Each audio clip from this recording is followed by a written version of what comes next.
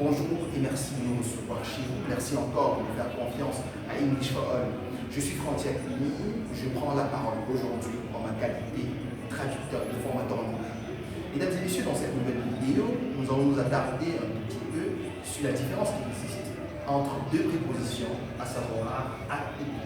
Mais avant, on se demande bien en quoi est-ce que ces prépositions se ressemblent-elles. At et to, mesdames et messieurs, se ressemblent au niveau de la correspondance française. At et to signifie à en français. Elles se distinguent, mesdames et messieurs, au niveau de l'emploi. On emploie at lorsqu'il n'y a pas de mouvement et on emploie to lorsqu'il y a mouvement. C'est-à-dire, à chaque fois qu'on veut traduire at, on se calme.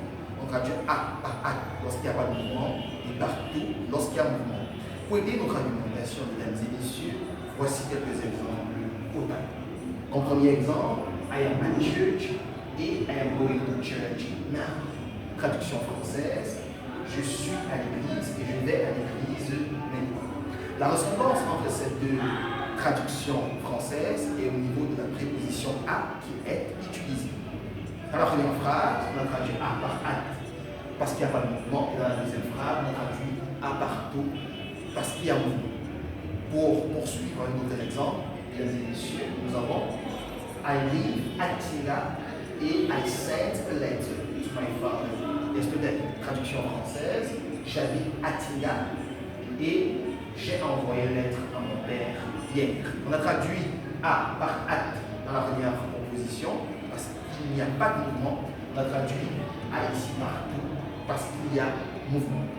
Mesdames et messieurs, autre emploi de at, on emploie at, mesdames et messieurs, devant le quartier.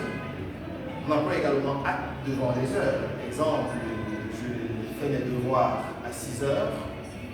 On aura I do my homework at 6 o'clock. On emploie également at devant les moments de la journée. Je mange du lait à midi. On aura I eat du lait à midi. On emploie également at devant les expressions qui traduisent le week-end. Exemple, je fais mon sport le week-end. On a I do my sport at the weekend. Mesdames et messieurs, ce qu'il fallait retenir pour cette séance de cours, on retient qu'à chaque fois qu'on traduit à, on se calme. On traduit à par at lorsqu'il n'y a pas de mouvement et par to lorsqu'il y a un mouvement.